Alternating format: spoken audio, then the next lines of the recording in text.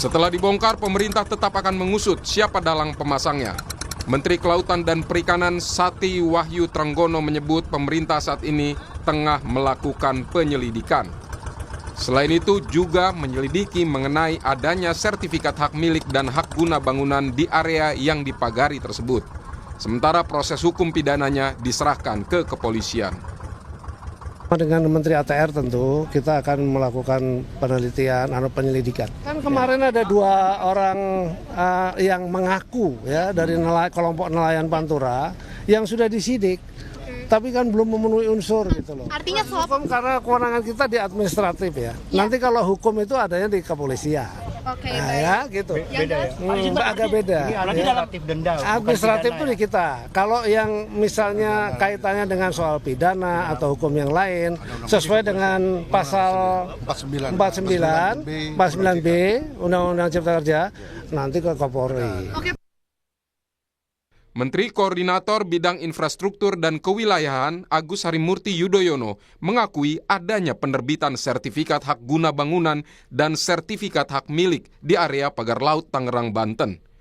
Menurut AHY, SHM, dan HGB telah terbit sejak 2023.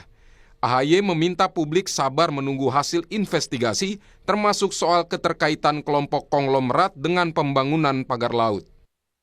Ketika itu saya tidak mendapat laporan apa-apa. Ya, sekali lagi yang kita ketahui ternyata itu sudah ada HGB-nya yang kita perlu sedang kita investigasi dan diinvestigasi oleh Kementerian ATR BPN. Ada keterkaitan dari pemilik HGB ini, ternyata dia satu grup sama Aguan Group, itu benar atau enggak? Ya, nanti kita tunggu hasilnya ya. Kita tunggu hasilnya. Saya juga akan ikuti terus apa yang sedang dilakukan oleh teman-teman di ATR BPN. DPR juga ikut merespons adanya SHM dan HGB di area pagar laut. Ketua Komisi 4 DPR Siti Hediati Haryadi atau Titik Soeharto menegaskan area laut bukanlah milik perorangan atau pribadi. Karena itu, pembuatan sertifikat hak milik dan hak guna bangunan di area laut adalah melanggar hukum. DPR meminta keberadaan SHM dan HGB di area laut ditertibkan. Karena laut ini bukan milik perorangan atau milik korporasi. Ini adalah milik kita semua.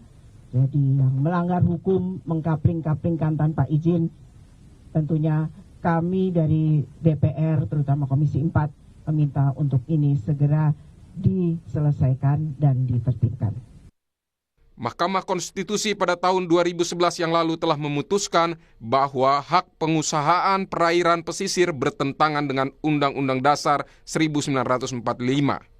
MK menimbang seharusnya pengelolaan wilayah pesisir termasuk wilayah perairan tidak boleh ada hak kebendaan di atasnya, dalam hal ini hak atas tanah. MK menekankan pengelolaan diperbolehkan, tetapi dalam kurun waktu tertentu. Namun dalam Peraturan Menteri ATR nomor 17 tahun 2016 yang dikeluarkan oleh Menteri di era Ferry Mursidan Baldan dan Peraturan Menteri ATR nomor 18 tahun 2021 yang dikeluarkan oleh Sofyan Jalil, hak atas tanah justru dapat diberikan.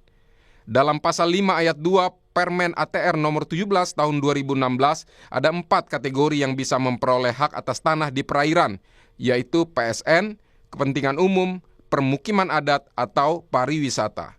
Sementara di pasal 198 ayat 2 Permen ATR nomor 18 tahun 2021 membolehkan hak atas tanah di perairan jika ditinggali selama 20 tahun.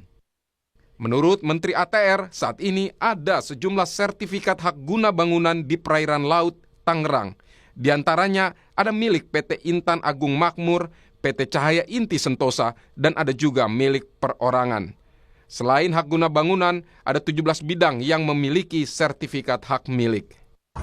Selain membongkar pagar laut, pemasangnya tetap harus diselidiki dan bertanggung jawab secara hukum. Pemerintah menargetkan pembongkaran tuntas dalam 10 hari. Tim Liputan Kompas TV.